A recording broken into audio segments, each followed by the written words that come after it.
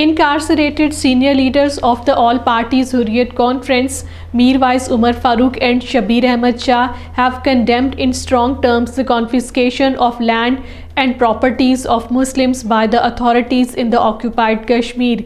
According to Kashmir Media Service, the illegally detained senior APHC leaders in their statements in Srinagar said that the eviction drive is meant to facilitate the creation of private land banks and hand over them to outsiders for colonialization of Jammu and Kashmir and reduce Kashmiri Muslims to second-class citizens. The APHC leaders urged political leadership, civil society rights groups, and all segments of the society to raise their voice against New Delhi's nefarious designs aimed at changing the demography in the occupied Kashmir.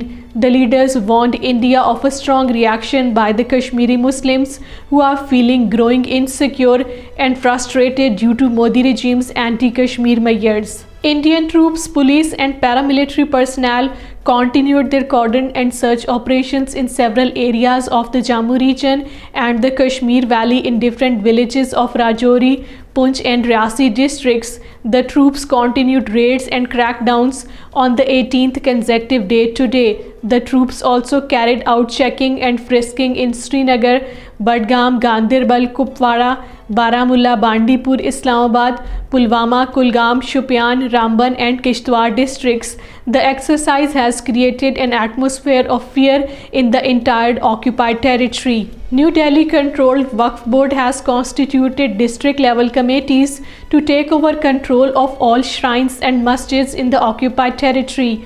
The committee have been ordered to prepare a list of all shrines, Jamia masjids, khanqahs and associated properties and submit reports in this regard within a period of 21 days. Meanwhile, National Conference President Farooq Abdullah, speaking during a book release event in Delhi, said that the Kashmir dispute will not die down unless India talks to Pakistan and finds a real solution to the issue that has been festering for decades. A member of Indian Army-backed village defense guards resorted to firing after a hue and cry raised by women and children over a fire incident in a house at Draman village in Rajouri district. The firing created fear among the residents. Pertinently, over 5,000 village defense guards, majority of them Hindus, have been given weapons and more are queuing up to get arms. Around 28,000 terrorist guards have been raised by the Indian Army in the Jammu region so far.